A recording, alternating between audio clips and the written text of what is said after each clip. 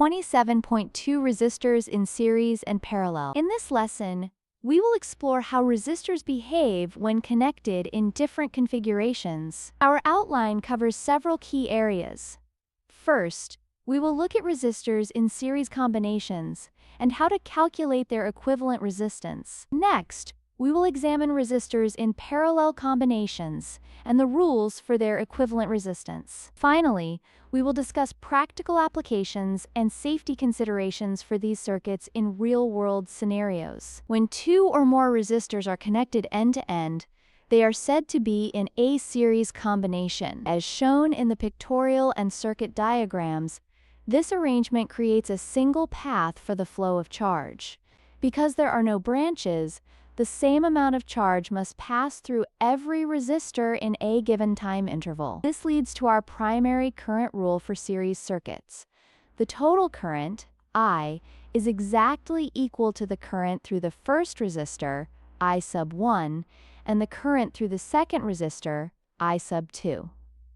In the diagrams, you can see two light bulbs acting as resistors, labeled R1 and R2. Connected to a battery with a potential difference, delta V. Whether we look at the physical setup or the simplified equivalent circuit, the fundamental behavior remains the same. The current is constant throughout the entire loop. To find the equivalent resistance of a series circuit, we start with the principle that the total potential difference, delta V, is the sum of the individual voltage drops across each resistor. Using Ohm's law, we can express these drops as I1 times R1 and I2 times R2. Since we know the current is the same for all components, we can substitute the total voltage with the product of the current and the equivalent resistance, R sub EQ. By canceling out the current from both sides, we arrive at the formula R sub EQ equals R1 plus R2. For any number of resistors in series, the equivalent resistance is simply the numerical sum of all individual resistances. A key characteristic to remember is that the equivalent resistance will always be greater than any of the individual resistors in that series. Let us consider a quick conceptual quiz regarding a series circuit with a switch.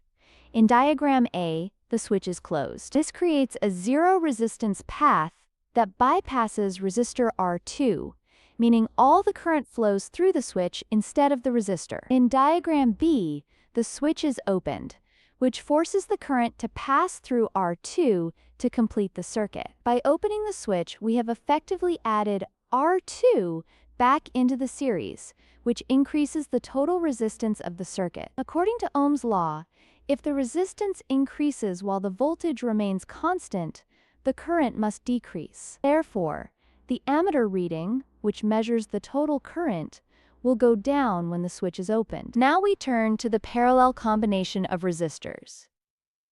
In this setup, resistors are connected directly across the same 2 points, known as junctions. As you can see in the pictorial and circuit diagrams, the current has multiple paths to follow.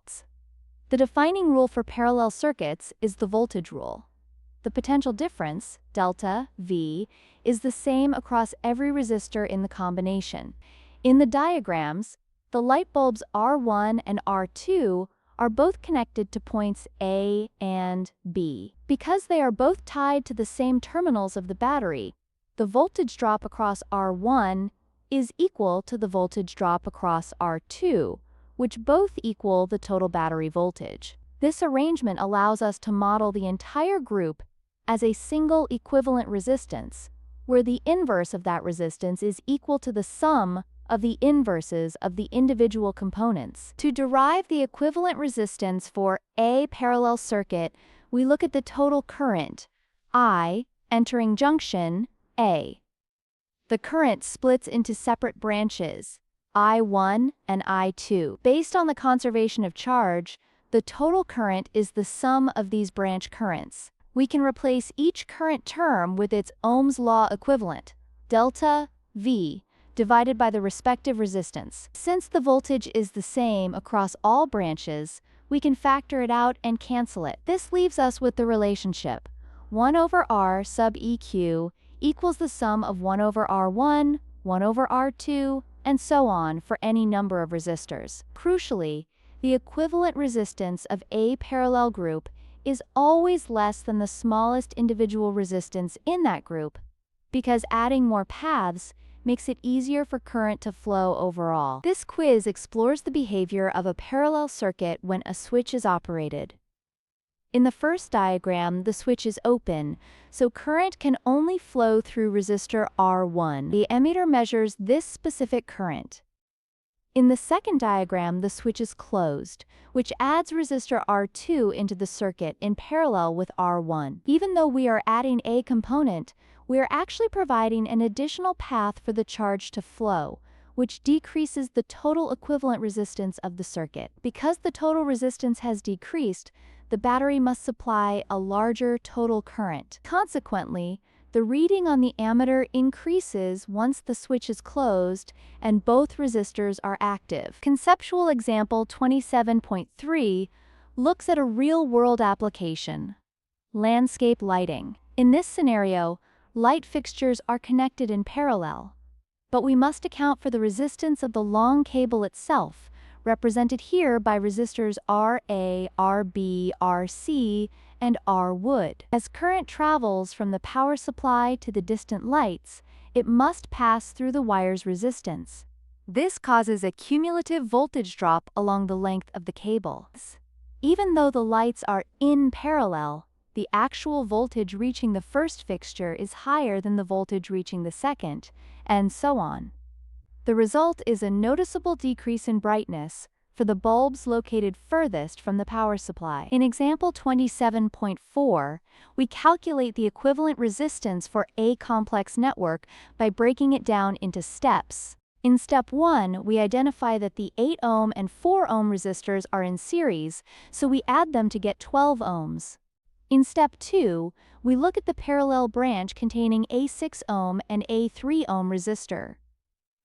Using our parallel formula, we find their equivalent resistance is 2 ohms. Finally, in step 3, we see that our two new values are in series with each other. Adding 12 ohms and 2 ohms gives us a total equivalent resistance of 14 ohms for the entire network between points A and C. This step-by-step reduction is the standard method for analyzing combination circuits. Example 27.5 examines 3 resistors, 3 ohms, 6 ohms, and 9 ohms, connected in parallel to an 18-volt source. First, we calculate the equivalent resistance by adding the inverses, 1/3 plus 1/6 plus 1/9. This gives us an equivalent resistance of approximately 1.64 ohms. To find the power delivered, we use the formula P equals voltage squared divided by resistance, resulting in 198 watts. By looking at the individual currents, we see that the 3 ohm resistor carries the most current. This illustrates an important principle. In a parallel circuit, the smallest resistor consumes the most power because it allows the highest current to flow through it while under the same voltage as the others. To summarize our key findings, in a series combination, the current is identical through all components, and total resistance is the sum of individual resistances. In a parallel combination, the voltage is the same across all branches, and we add the inverse resistances to find the equivalent. We also noted that series circuits are vulnerable to open circuit failures. If one component fails, the whole circuit stops. Parallel circuits, however, offer independence, which is why they are used in household wiring so that one light can stay on while another is off. Finally, remember that in parallel arrangements, the path with the smallest resistance draws the most power. We conclude with 2 review questions to test your understanding. First, consider why the equivalent resistance of a parallel combination always decreases as you add more resistors. Think about the physical analogy of adding more lanes to a highway. Second, in a series circuit with a battery and 3 different resistors, which of those resistors will have the largest voltage drop across it? Reflect on the relationship between resistance and voltage when the current is held constant. These concepts are foundational for analyzing any DC circuit.